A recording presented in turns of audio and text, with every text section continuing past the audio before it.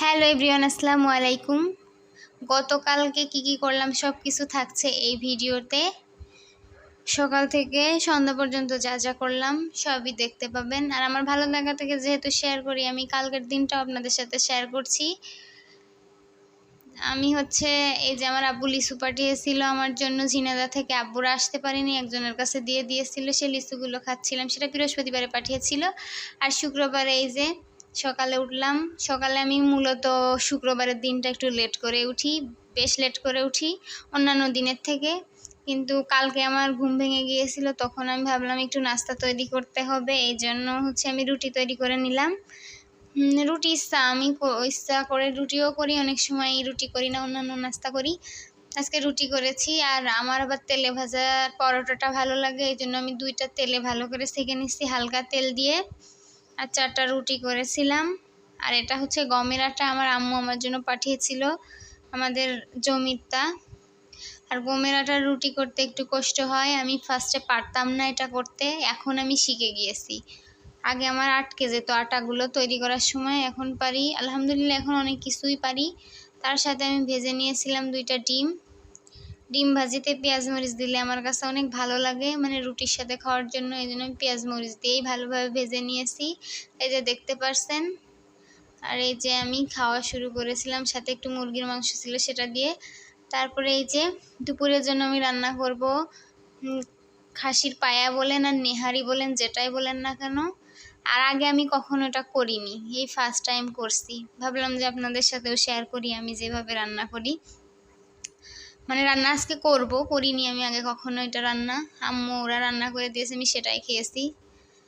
আমি সব মশলাগুলো একে একে দিয়ে দিচ্ছি। আমি এটা প্রেশার কুকারের মধ্যে রান্না করব। প্রেশার কুকারে রান্না করলে তাড়াতাড়ি সিদ্ধ হয়ে যাবে, এই জন্য এই যে সব মশলাগুলো আমি একে একে দিয়ে দিচ্ছি। তারপরে এখানে দিয়ে দিব এখন হলুদ আর লবণ, সব কিছু পরিমাণ মতো দিয়ে দিতে হবে। দিয়ে ভালোভাবে মশলাটাকে কষিয়ে নেব।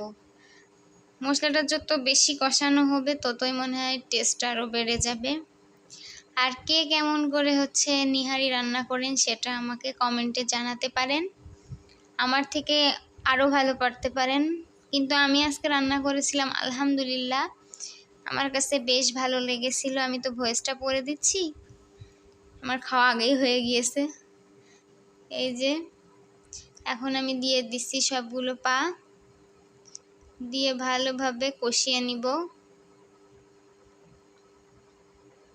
যত বেশি কষানো হয় আমার কাছে মনে হয় স্বাদ তত বেশি বেড়ে যায়। কষিয়ে আমি পর্যাপ্ত পরিমাণে এখানে পানি দিয়ে দেব।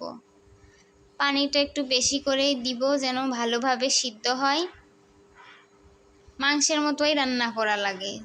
যাই হোক, কিন্তু একটু পানিটা বেশি দিতে হবে, কারণ এটা যেহেতু। দিয়ে আমি প্রেসার কুকারের মুখটা ভালোভাবে আটকে দেব।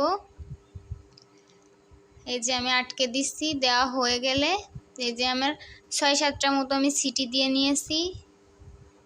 দেওয়া হয়ে গেলে আমি আটকে রেখেই দিয়েছিলাম, আমি খুলিনি, অনেকক্ষণ পর খুলেছি। ভালোভাবে সিদ্ধ যখন হয়ে গিয়েছে ভিতর থেকে তখন খুলেছি, যে দেখতেই পারছেন। তারপরে এই যে আমি ভালো করে আবারও জাল করে নিচ্ছি। এই যে রেডি আমার পায়া বা নিহারি যেটাই বলেন। ফাইনাল লুক দেখতেই পারছেন আমার এরকম এসেছে। কে কেমন করে রান্না করেন কমেন্টে জানাবেন।